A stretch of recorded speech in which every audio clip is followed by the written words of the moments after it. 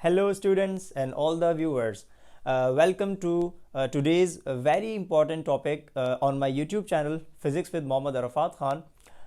Subscribe के साथ start कर दें, वीडियो को देखना सब्सक्राइब कर दें और साथ में बेल आइकन मौजूद है उसको भी हिट कर दिएगा और ऑल पर सेलेक्ट कर दिएगा ताकि आपको मेरी नोटिफिकेशंस मिल सकें. Okay, last lecture was about Gauss law, है ना. हमने डिटेल में पढ़ लिया कि गॉस लॉ क्या होता है, हमने डेरिवेशन कर ली, उसकी स्टेटमेंट पढ़ ली, उसका फॉर्मूला बना दिया. ठीक है.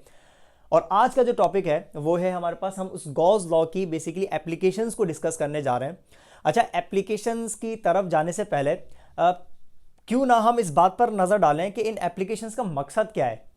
जरूरी है ना आपको ये तो पता हो. ऐसा थोड़ी कि आपने एप्लीकेशंस, हम जो 3 आगे पढ़ने जा रहे हैं एप्लीकेशंस, बस आपने वो पढ़ ली, रट्टा लगा लिया, डेरिवेशन याद कर ली, फॉर्मूला याद कर लिया, बस आपका काम खत्म हो गया. नहीं, उसका बैकग्राउंड तो पता हो ना आपको कि हमें एप्लीकेशंस की जरूरत पड़ी क्या, एप्लीकेशंस का बैकग्राउंड है क्या, मतलब ये एप्लीकेशंस क्यों कहा जा रहा है, गॉस लॉ की एप्लीकेशंस का मकसद क्या है. ये मैं आपको पहले स्टार्ट करता हूं यहां से, क्योंकि हम लोग कॉन्सेप्चुअल स्टडीज करते हैं ना. मेरा पूरा मकसद ये होता है कि मैं आप लोगों को कॉन्सेप्चुअली क्लियर कर दूं, बस और कुछ नहीं है. किसी भी टॉपिक का जो मकसद होता है, जो उसका कॉन्सेप्ट है, वो आपको मैं क्लियर कर दूं.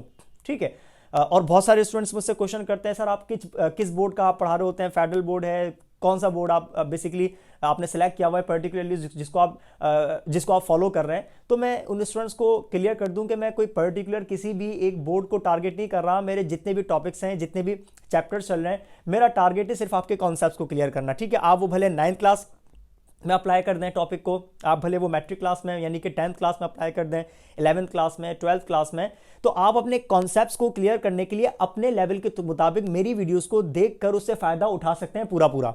समझ रहे हैं. मैं एक जनरली आप लोगों को पढ़ा रहा होता हूं. ठीक है. तो किसी पर्टिकुलरली किसी लेवल के लिए, पर्टिकुलरली किसी बोर्ड के लिए नहीं है, ये जनरल है. आप अपने बोर्ड के अंदर देखें आपके सिलेबस का पैटर्न क्या है, उस पैटर्न के मुताबिक मेरी वीडियो को देखें. वीडियो को देखने के बाद कॉन्सेप्चुअली जो उसमें पॉइंट्स आपके मैच करते हैं, जो आपने लिखना है अपने बोर्ड के मुताबिक, वो आप अपने पॉइंट्स लिख दें. ठीक है. मैं बहुत हटके तो बात नहीं करूंगा भाई. फिजिक्स है, फिजिक्स हर बोर्ड के अंदर, हर लेवल के अंदर सेम होती है ना, सिंपल सी बात है. तो मैं बहुत हटके तो बात नहीं करूंगा, आपके बोर्ड के अंदर मैच करेगी लाजमी. तो आप लिख सकते हैं, आप लोग देख सकते हैं. ठीक है. एप्लीकेशंस का मकसद क्या है, देखिए. हम लोगों ने इस चैप्टर के स्टार्टिंग में एक टॉपिक पढ़ा था जिसको हमने कहा था electric intensity near an isolated point charge. मैं आपको याद दिलाता हूं. देखें, हमारे पास क्या था, हमारे पास कोई भी एक चार्ज था. ये रहा, लेट्स सपोज हमारे पास एक पॉइंट चार्ज है क्यू, इसको मैं कह देता हूं पॉइंट चार्ज है क्यू. ठीक है. आपने इस पॉइंट चार्ज के इसके सराउंडिंग में किसी भी एक पर्टिकुलर पॉइंट, लेट्स सपोज मैं कह देता हूं ये पॉइंट पी है, इस पॉइंट पी पर इस चार्ज की इलेक्ट्रिक इंटेंसिटी है कितनी. अगर आपने ये कैलकुलेट करना हो तो क्या करना पड़ेगा, हमने फॉर्मूला बनाया हुआ है. उसको हमने क्या कहा था, हमने कहा था electric intensity near an isolated point charge. तो हमारे पास ये फॉर्मूला है, हम डिराइव कर चुके हैं. तो अगर आपने किसी भी पॉइंट चार्ज के अबाउट किसी भी पर्टिकुलर डिस्टेंस यानी कि आर पर इलेक्ट्रिक इंटेंसिटी कैलकुलेट करनी हो, तो हमारे पास फॉर्मूला होता है E equals KQ/R². we have done this topic, we have calculated, we have derived this equation to calculate the electric intensity at any point around या at any point near an isolated point charge. ये हम पढ़ चुके हैं. अब एक काम ही करते हैं, जरूरी तो नहीं है कि हमारे पास एक ही चार्ज हो हमेशा. हमेशा हमारे पास एक पॉइंट चार्ज हो और आपसे पूछा जाएगा कि बताएं आप इसके इतने दूर, इतने डिस्टेंस के ऊपर कैलकुलेट कर लें इलेक्ट्रिक इंटेंसिटी. नहीं, ऐसा तो जरूरी नहीं है. डिफरेंट चार्ज कॉन्फ़िगरेशंस भी हमारे पास हो सकती हैं, है ना. अब उन डिफरेंट चार्ज कॉन्फ़िगरेशंस में से मैं आज आपसे आपके सामने 3 कंडीशंस रखता हूं. वो 3 कंडीशंस क्या है, हम एप्लीकेशंस को ध्यान में रख रहे हैं, याद रखिएगा मैं एप्लीकेशंस को ही डिस्कस कर रहा हूं, मैं टॉपिक से हट नहीं रहा. मैं टॉपिक आपको पढ़ा रहा हूं, इससे कनेक्ट रहिएगा ताकि आपको उसका मकसद समझ आए कि एप्लीकेशंस का मतलब क्या है. ठीक है. मैं आपको उसका बैकग्राउंड बता रहा हूं. ओके जनाब, सिंगल चार्ज को, पॉइंट चार्ज को छोड़ देते हैं. हम लेट्स सपोज बात करते हैं, हमारे पास एक स्फीयर है, ये रहा एक स्फीयर. ठीक है. और ये होलो है, अंदर से खाली है, जैसे हमारे पास एक फुटबॉल है, जैसे बैलून हो गई, जैसे कोई भी टेनिस बॉल हो गई. This is a hollow sphere, अंदर से खाली है, बैक पैक नहीं है ये अंदर से. ठीक है ना. ओके, एक होलो स्फीयर है, आपने इस स्फीयर के सरफेस के ऊपर चार्जेस को डिस्ट्रीब्यूट कर दिया यूनिफॉर्मली. इसको हम क्या कहते हैं, यूनिफॉर्मली चार्ज्ड होलो स्फीयर. क्या बोलेंगे भाई, इसको हम रिपीट कर रहे हैं आप लोग अपने दिल में, इसको हम क्या बोलेंगे, यूनिफॉर्मली चार्ज्ड होलो स्फीयर. खाली स्फीयर है और उसके सरफेस के ऊपर आपने चार्जेस को डिस्ट्रीब्यूट कर दिया. These charges can be positive, these charges can be negative. ठीक है. चार्ज है, यहाँ पर फ्लक्स का कॉन्सेप्ट आने वाला है। ओके, लेट सपोज अगर आपने इस चार्ज की वजह से इसके भी किसी पॉइंट पर, लेट सपोज वो पॉइंट बाहर भी हो सकता है आउटसाइड द सरफेस, वो पॉइंट अंदर भी हो सकता है इनसाइड द सरफेस। तो अगर आपने इस होलो स्फीयर की इलेक्ट्रिक फील्ड कैलकुलेट करनी हो, इलेक्ट्रिक इंटेंसिटी कैलकुलेट करनी हो, अब वो भले बाहर हो वो भले अंदर हो, तो क्या अब अगर इन दो पॉइंट्स पर मुझे इस होलो स्फीयर की इलेक्ट्रिक इंटेंसिटी कैलकुलेट करनी होगी, तो क्या मैं यहां पर ये वाला फॉर्मूला अप्लाई करूंगा? The answer is no.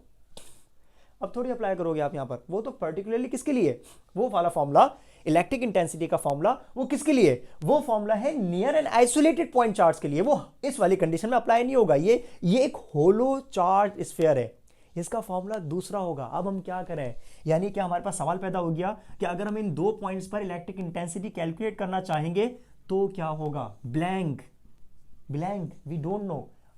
मुझे पता है, मैं आपको पढ़ा रहा हूं, लेकिन अभी मैं क्या बोलूंगा हमें नहीं पता, हमें क्या करना चाहिए। कंडीशन को डिफरेंट करते हैं। एक और कंडीशन मैं आपके सामने रखता हूं। होलो स्फीयर हो गया, इमेजिन करो हमारे पास एक इनफाइनाइट शीट हो, इनफाइनाइट शीट, बहुत बड़ी सी एक शीट हो, ठीक है,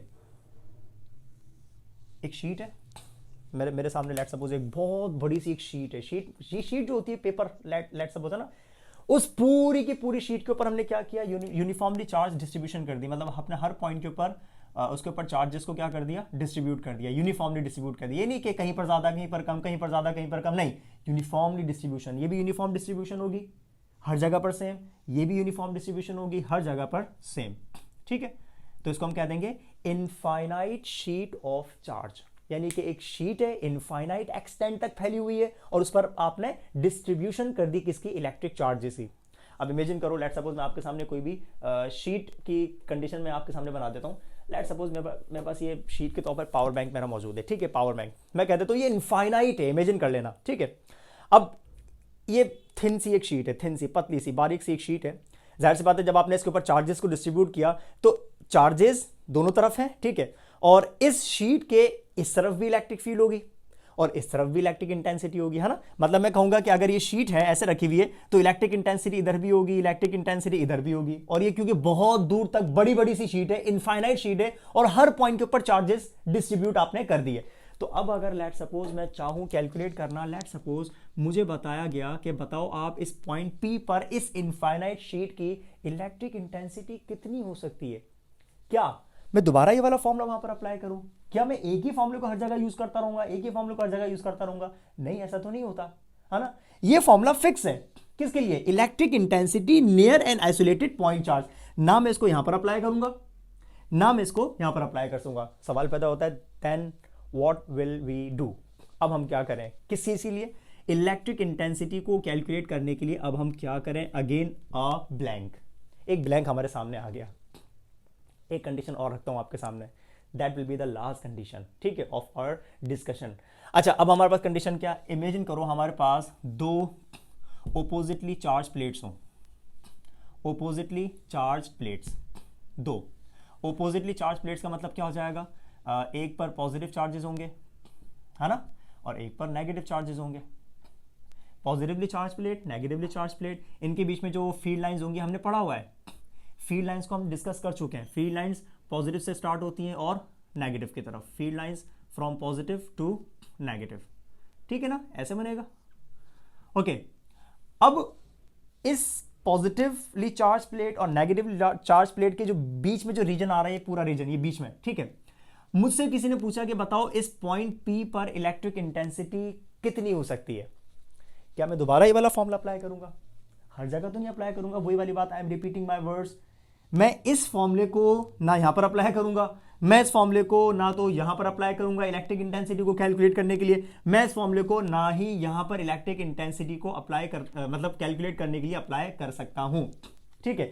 इसका मतलब हमारे पास अभी तक इलेक्ट्रिक इंटेंसिटी का सिर्फ एक फॉर्मूला है और उस फॉर्मूले को हम क्या बोलते हैं, electric intensity near an isolated point charge. This formula is just applicable in this condition only. बात खत्म, यहां पर ये फॉर्मूला शुरू होते ही खत्म, इसकी लिमिटेशन आ गई। आइसोलेटेड चार्ज है, उसके इर्द गिर्द कहीं पर भी कैलकुलेट करनी हो आसानी से ये फॉर्मूला यूज कर लेना, ठीक है। लेकिन यहां पर कैलकुलेट करनी हो, I can not use this formula here. यहां पर इसके आसपास कहीं कैलकुलेट करनी हो, I can not use this formula here.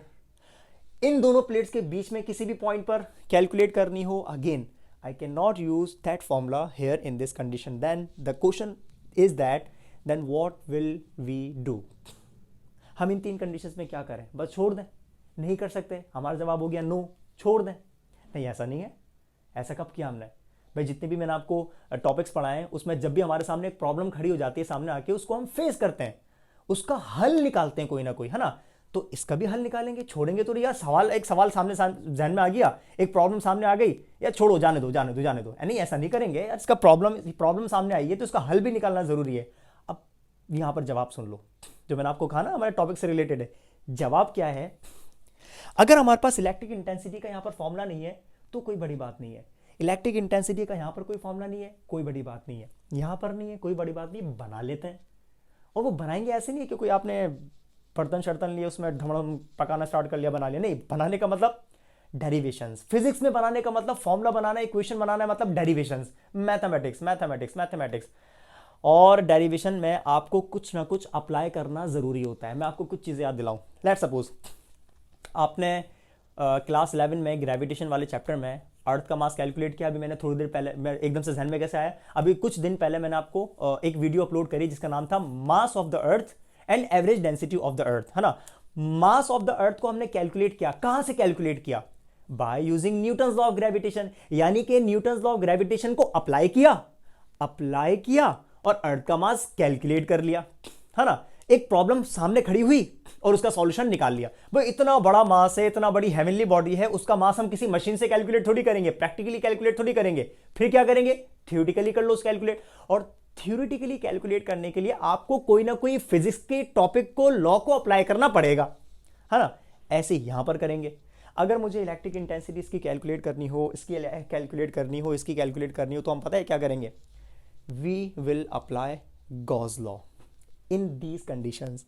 We will apply Gauss law here, we will apply Gauss law here, we will apply Gauss law here, just to calculate, just to derive the formula of electric intensity of a uniformly charged hollow sphere, to calculate the electric intensity of an infinite sheet of charge, to calculate the electric intensity, or to derive the formula of electric intensity due to oppositely charged plates. ये आ गई कहानी Gauss's law को apply करने की। इनको हम applications क्यों कहते हैं?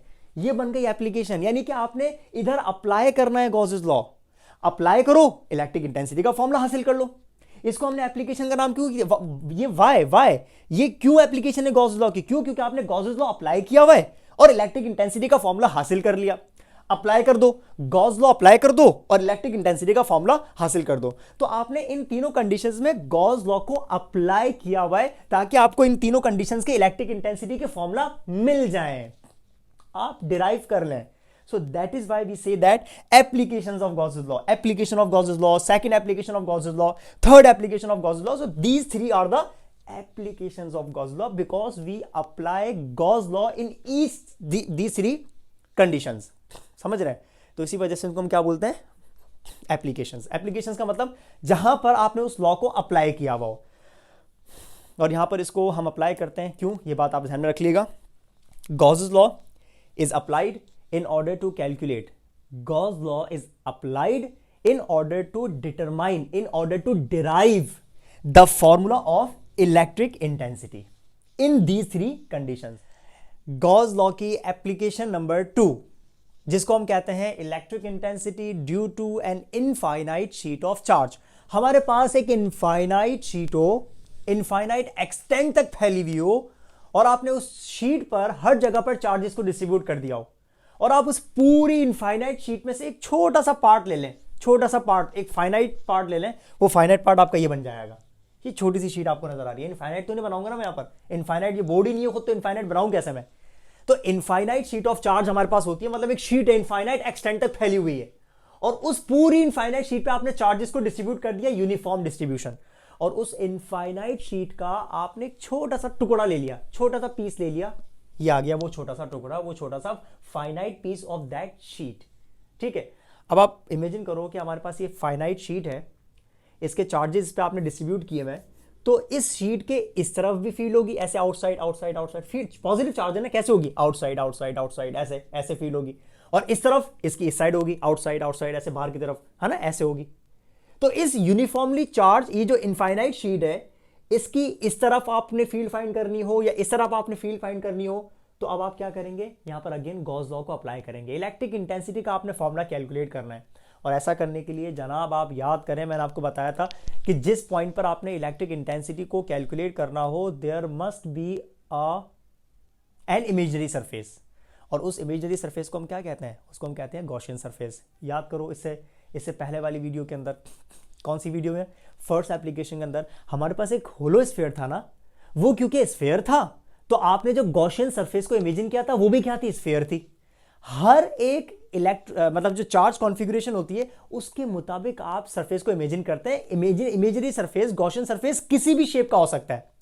यहां पर आप चेक करें, आपको एक चीज नजर आ रही होगी जो कि इस शीट को पास होती हुई जा रही है, क्रॉस करती हुई जा रही है, एक सिलेंडर है, दिख रहा है सिलेंडर, ये पता है क्या है, यही तो है गॉसियन सरफेस, मैंने बना दिया पहले से, समझ रहे हैं। तो ये तो शीट है जो कि एग्जिस्ट कर रही है, जिसके आसपास फील्ड मौजूद है, लेकिन ये जो आपको एक सिलेंडर नजर आ रहा है जो कि इस शीट में से पास होता हुआ जा रहा है, ये जो सिलेंडर है ना, ये इमेजनरी है, इसको हम कहेंगे गॉसियन सरफेस, गॉसियन सरफेस, ठीक है। तो मैं कह दूंगा ये आ गया हमारे पास गॉसियन सरफेस, ये this is Gaussian, this is Gaussian surface, ठीक है। ये सिलेंडर जो है ये पूरा का पूरा क्या है, गॉसियन सरफेस है। अब हम इस गॉसियन सरफेस के तीन हिस्सों को डिस्कस करते हैं, तीन पॉइंट्स को कंसीडर करते हैं। एक पॉइंट इस गॉसियन सरफेस का ये वाला एंड है, ये वाला एंड, ये देखें जिसको मैं हाईलाइट कर रहा हूं, डार्क कर रहा हूं मार्कर से, ये देखें ये वाला, ये इसको मैं आपको कैसे बताऊं, इसको मैं आपको इस मार्कर से बना देता हूं। देखें ये सिलेंडर है ना, सिलेंड्रिकल है, लेट्स सपोज इस सिलेंडर का ये वाला हिस्सा देखें, ये जो क्लोज सरफेस है ये वाला, ये क्लोज है ना। अगर मैं इस क्लोज सरफेस के एरिया की बात करूं, लेट्स सपोज अगर मैं यूं रखूंगा इसको, तो इस वाले हिस्से का ये जो एंड वाला हिस्सा है, इसकी जो एरिया की डायरेक्शन है वो किस तरफ है, ऐसे होगी ना, इसके परपेंडिकुलर। अगर ये सरफेस ऐसे है, इसका क्लोज एंड का सरफेस ऐसे है, तो इसकी डायरेक्शन कहां होगी, इस तरफ होगी, इसके परपेंडिकुलर। तो मैं कहूंगा ये जो मैंने हाईलाइट कर दिया, ये जो हिस्सा है, ये जो एंड है, इसकी जो एरिया की डायरेक्शन है वो किस तरफ है, इसके ऐसे परपेंडिकुलर। ये आ गई इस क्लोज्ड एंड के एरिया की डायरेक्शन, ठीक है, एरिया की डायरेक्शन। इस तरीके से ये भी है हमारे पास एक क्लोज एंड, है ना। तो मैं इसको भी हाईलाइट कर देता हूं, ये भी भाई एक क्लोज एंड है, क्योंकि सिलेंडर है तो दोनों तरफ इसके क्लोज एंड्स हमारे पास लाजमी होंगे। तो अगर लेट सपोज अगर ये ऐसे रखा हुआ है तो इस सरफेस का जो एरिया की डायरेक्शन है वो इसके परपेंडिकुलर इस तरफ, और अगर ये ऐसे होता तो इसकी डायरेक्शन इस तरफ, तो इस वाले की जो डायरेक्शन होगी वो किस तरफ हो जाएगी, ऐसे बैकवर्ड, ऐसे इसके परपेंडिकुलर ऐसे। इसको हम कह देंगे ये आगे एरिया की डायरेक्शन। एक और सरफेस को हम बात कर लेते हैं, एक और इसके टुकड़े की बात कर लेते हैं। इमेजिन करो ये सिलेंडर है, इस सिलेंडर का एक सरफेस ये ले लेते हैं ऊपर वाला, ठीक है, ऊपर वाला सरफेस, मतलब मैं इसकी बात कर रहा हूँ। इमेजिन कर लो ये रहा, इस वाले सरफेस की बात कर रहा हूँ मैं, ये ठीक है, ऊपर वाला जो हिस्सा है। और आपको पता है अगर मैं इस सरफेस की बात कर रहा हूँ ऊपर, इस सरफेस की जो डायरेक्शन है एरिया की वो किस तरफ होगी, वो इसके परपेंडिकुलर ऐसे होगी। ये सरफेस की डायरेक्शन का तरीका मैं आपको बता चुका हूं, और ये मैंने आपको कहां बताया था, जब हमने इलेक्ट्रिक फ्लक्स को डिस्कस किया था, वहां पर आप देख लीजिएगा कि हम किसी भी एरिया की डायरेक्शन किस तरीके से पता लगाते हैं। हमेशा एरिया की डायरेक्शन उसके परपेंडिकुलर होती है। तो इस क्लोज एंड के परपेंडिकुलर ऐसे है ना, ऐसे एरिया की डायरेक्शन, इसके भी परपेंडिकुलर ऐसे एरिया की डायरेक्शन, और इसका परपेंडिकुलर, इस सरफेस का परपेंडिकुलर कहां होगा, ऐसे नॉर्मल अपवर्ड। तो मैं कहूंगा इस सरफेस की जो एरिया की डायरेक्शन हो जाएगी वो हो जाएगी ऐसे, this is the perpendicular direction of this surface, और इसको मैं कह दूंगा एरिया की डायरेक्शन ए, ठीक है। आपके पास तीन कंडीशंस आ गई। तीन कंडीशन कैसे, closed end number 1, closed end number 2 and this surface number 3। तो मैं कह दूंगा दिस इज एरिया नंबर 1, इसको हम कह देंगे एरिया नंबर 2, और इसको हम कह देंगे एरिया नंबर 3। यानी कि अब हमें पता है क्या करना है, इन सबसे पहले इन तीन सरफेस का फ्लक्स फाइंड करना है। Flux through surface number 1, flux through surface number 2, flux through surface number 3। इन तीनों सरफेस के फ्लक्स फाइंड करने के बाद आप इनको करेंगे प्लस, ताकि आपको इस पूरे गॉसियन सरफेस का क्या मिल जाए, टोटल फ्लक्स मिल जाए, ठीक है। आगे जाने से पहले मैं काम ही करता हूं, इसको पहले यहां पर लिख देता हूं। हाँ भाई क्या लिखेंगे हम, सबसे पहले फ्लक्स थ्रू सरफेस नंबर 1, और ये सरफेस नंबर कौन सा है, ये क्लोज एंड है ना, क्लोज एंड। सो सबसे पहले फ्लक्स थ्रू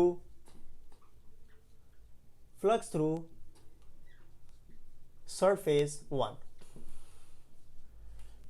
मैं सबसे पहले इस वाले सरफेस की बात कर रहा हूं जो इसका क्लोज एंड है, ठीक है। तो अब अगर मैं यहां पर फ्लक्स का फॉर्मूला यूज करूं तो फ्लक्स का फॉर्मूला क्या होता है, phi is equal to E dot या ई ए कॉस थीटा। अब यहां पर थीटा की बात करते हैं। देखें, अगर ये जो शीट है, इनफाइनाइट शीट है, लेट्स सपोज अगर ये ऐसे है तो इसकी फील्ड लाइंस ऐसे होंगी ना, ऐसे ऐसे ऐसे ऐसे निकल रही होंगी, पॉजिटिव है।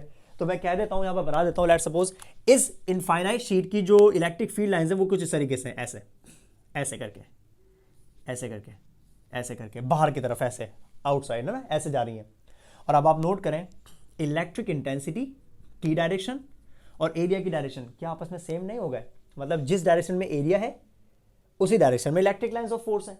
तो इसका मतलब इन दोनों की जो डायरेक्शन बन गई, इनका जो एरिया, सॉरी, इनके बीच में जो एंगल बन गया वो क्या बन गया, 0 डिग्री बन गया। आप यहां पर 0 डिग्री पुट कर दें। So phi is equal to E A cos 0 degree, और हमें पता है कॉस 0 डिग्री की वैल्यू होती है 1, तो ये हो जाएगा ई ए, ठीक है। इसको हम कह देंगे phi 1। Phi 1 is the electric flux through surface number 1, ठीक है। सो कॉस 0 डिग्री की वैल्यू किसके बराबर होती है, 1 के, तो कॉस 0 हट गया, सिर्फ क्या बच गया, ई ए बच गया। So flux number 1 is equal to E A. अब हम बात करते हैं इस वाले की, फ्लक्स थ्रू सरफेस नंबर 2। यहां पर हेडिंग डाल देता हूं मैं, number 2, flux through surface number 2। हाँ भाई, अब अगर मुझे सरफेस नंबर 2 का फाइंड करना हो तो आपको पता है जिस तरीके से इलेक्ट्रिक फील्ड लाइंस इस साइड पर ऐसे थी आउटसाइड, तो इसके बैक साइड पर भी तो ऐसे है ना, आउटसाइड ऐसे जा रही है, ऐसे जा रही है, ऐसे जा रही है ना, क्योंकि पॉजिटिव चार्जेस हैं। तो मैं कहूंगा पीछे की तरफ भी इलेक्ट्रिक फील्ड लाइंस कुछ इस तरीके से हैं, इस तरीके से। ये इलेक्ट्रिक फील्ड लाइंस की डायरेक्शन आ गई। ये ब्लू से जो बना रहा हूं मैं, ये क्या है, इलेक्ट्रिक फील्ड लाइंस हैं, ऐसे इलेक्ट्रिक इंटेंसिटी की डायरेक्शन आ गई। अब आप नोट करो, इस सेकंड सरफेस की जो एरिया की डायरेक्शन है और जो इलेक्ट्रिक इंटेंसिटी की डायरेक्शन है वो आपस में क्या सेम नहीं हो गए? तो आप बोलेंगे अगर ये सेम हो गया तो यहां पर भी जो एंगल बन रहा है वो कितना बन रहा है, 0 डिग्री बन रहा है। तो यहां पर आप फॉर्मूला यूज करें फाई का, यानी कि second flux will be equal to E A cos theta. So phi 2 is equal to E A, and again angle is 0 degree, और अगेन कॉस 0 डिग्री बराबर होता है 1 के। तो आपको जो सेकंड फ्लक्स मिल जाएगा that will also be E A.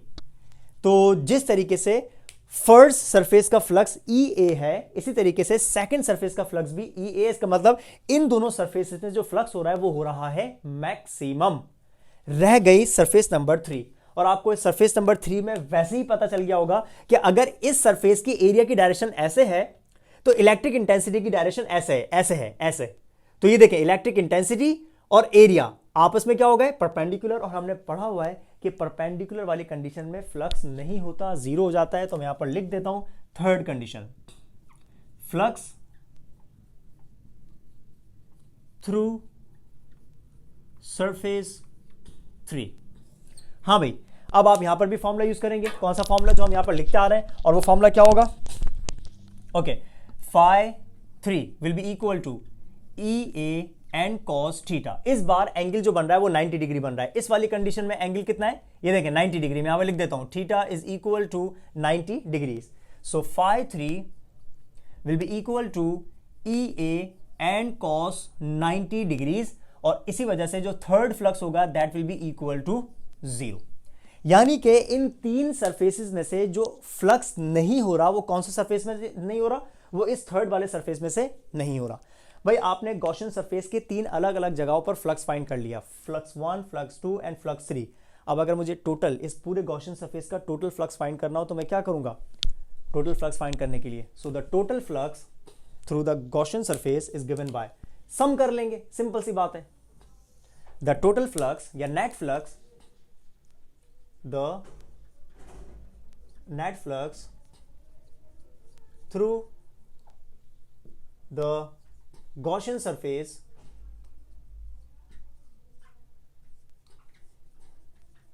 is, हाँ भाई, नेट फ्लक्स फाइंड करने के लिए the net flux is equal to, सबको प्लस कर लो, phi 1 plus phi 2 and plus phi 3, यानी कि फाई 1, फाई 2, फाई 3 को आपने क्या कर लिया, प्लस कर लिया नेट हासिल करने के लिए। So the net flux will be equal to, phi 1 कितना है, ई ए, फाई 2 कितना है, वो भी ई ए, ये देखो ई ए, और फाइव थ्री कितना है 0, तो प्लस 0, ई ए प्लस ई ए क्या बन जाएगा 2EA, ये बन गया 2EA। इसको हम कह देते हैं इक्वेशन नंबर 1। फॉर्मूला नहीं है, इक्वेशन नंबर 1। देखो फॉर्मूला किसका आएगा, फॉर्मूला तो इलेक्ट्रिक इंटेंसिटी आएगा, क्योंकि हम एप्लीकेशंस में इलेक्ट्रिक इंटेंसिटी का फॉर्मूला बना रहे हैं। ये एप्लीकेशन है गॉस लॉ की, अभी तक आपने गॉस लॉ को अप्लाई नहीं किया, अब बारी है गॉस लॉ को अप्लाई करने की। हर एप्लीकेशन में गॉस लॉ को अप्लाई किए बगैर हम फॉर्मूला नहीं बना सकते। Now it's time to apply Gauss law here. तो हम यहां पर अप्लाई करेंगे बाय अप्लाइंग गॉस लॉ। ठीक है, चलें भाई गॉस लॉ को अप्लाई करते हैं। और गॉस लॉ को अप्लाई करने का मतलब हमें यहां पर गॉस लॉ की इक्वेशन यूज करनी है, और वो इक्वेशन क्या है, net electric flux is equal to Q upon epsilon naught, Q upon epsilon naught. इसको हम कह देते हैं इक्वेशन नंबर, ये आ गई इक्वेशन नंबर 2। अब हमें क्या करना है, बेसिकली इन दोनों इक्वेशंस को आपस में कंपेयर कर लेते हैं। कंपेयर कैसे करेंगे, हाँ भाई इस फाई की वैल्यू को, यानी कि जो 2EA आ रहा है उसको हम यहां पर पुट कर देते हैं। So by comparing equation 1 and equation number 2, by comparing equation 1 and equation number 2, हाँ भाई कंपेयर करें, यह आ जाएगा लेफ्ट साइड पर 2EA इज इक्वल टू, यह आ जाएगा राइट साइड पर, यानी कि Q upon epsilon not. Okay, अब अगर मुझे फॉर्मूला कैलकुलेट करना है इलेक्ट्रिक इंटेंसिटी का, तो ये जो 2 और A है यहां पर आके मल्टीप्लाई से नीचे आके डिवाइड करेंगे। तो डिवाइड करवा दें, तो देखिए यहां पर सिर्फ क्या बचेगा, यहां पर सिर्फ बचेगा electric intensity is equal to, ऊपर कौन है, यह आ गया चार्ज, डिवाइड में कौन कौन आ जाएगा 2E, सॉरी E नहीं बल्कि एरिया, 2 एरिया और साथ साथ एप्सिलॉन, ये आ गया एप्सिलॉन नॉट। एक और कॉन्सेप्ट यहां पर यूज करते हैं, वही कॉन्सेप्ट जो आपने फर्स्ट एप्लीकेशन में यूज किया था, और वो कॉन्सेप्ट क्या था, चार्ज डेंसिटी का। और चार्ज डेंसिटी का कॉन्सेप्ट क्या पढ़ा था हम लोगों ने, चार्ज डेंसिटी का कॉन्सेप्ट पढ़ा था, according to the charge density, according to the charge density. हाँ भाई हम लोगों ने चार्ज डेंसिटी का कॉन्सेप्ट क्या पढ़ा था, चार्ज डेंसिटी बराबर होता है चार्ज पर यूनिट एरिया के। अब अगर मैं यहां से Q का फॉर्मूला अरेंज करना चाहूं, Q का फॉर्मूला, तो Q का फॉर्मूला क्या बन जाएगा, सिग्मा इंटू ए, सिग्मा इंटू एरिया। तो इस Q के फॉर्मूले को मैं यहां पर पुट कर दूंगा, ठीक है, जैसे हमने फर्स्ट एप्लीकेशन में पुट किया था। तो आप क्या करने जा रहे हैं, इस Q का फॉर्मूला पुट करेंगे, चार्ज डेंसिटी इंटू एरिया। तो क्या बनेगा, देखें, electric intensity is equal to, ऊपर क्या आ जाएगा, सिग्मा इंटू एरिया, और अपॉन में कौन कौन है, अपॉन में है 2 area and epsilon naught. Cancellation कर दें, कैंसिलेशन किस किस की, एरिया की, एरिया से कैंसिलेशन, तो इलेक्ट्रिक इंटेंसिटी का आपको फॉर्मूला मिल जाएगा, that will be E is equal to sigma divided by, this is not 6, this is charge density divided by 2 epsilon naught. Infinite sheet of charge के इर्द गिर्द आप आसपास अगर आपने इलेक्ट्रिक इंटेंसिटी कैलकुलेट करनी हो, we have this formula to calculate that electric intensity. तो ये हो गई हमारे पास सेकंड एप्लीकेशन, यानी कि आपके पास इनफाइनाइट शीट ऑफ चार्ज हो, और उस इनफाइनाइट शीट ऑफ चार्ज के आसपास आपने किसी भी पॉइंट पर इलेक्ट्रिक इंटेंसिटी को कैलकुलेट करना हो, तो हमने गॉस लॉ को अप्लाई करके इक्वेशन बना ली। यानी कि हमने 2 एप्लीकेशंस को कवर कर लिया। होलो चार्ज स्फीयर की इलेक्ट्रिक इंटेंसिटी बनाई कैसे, गॉस लॉ को अप्लाई किया, और एक इनफाइनाइट शीट ऑफ चार्ज की इलेक्ट्रिक इंटेंसिटी का फॉर्मूला बनाया, अगेन गॉस लॉ को अप्लाई किया। इसी वजह से इनको हम क्या बोलते हैं, एप्लीकेशंस ऑफ गॉस लॉ। तो हमारे पास अभी तक 2 एप्लीकेशंस कवर हो गई हैं। वीडियो अच्छी लगी लाइक करें, शेयर करें, कमेंट करें, और इसके बाद नेक्स्ट वीडियो में मैं अपलोड करने जा रहा हूं इसकी 3rd एप्लीकेशन। और वो 3rd एप्लीकेशन क्या है, electric intensity due to 2 oppositely charged plates. मिलते हैं नेक्स्ट वीडियो में, थैंक यू।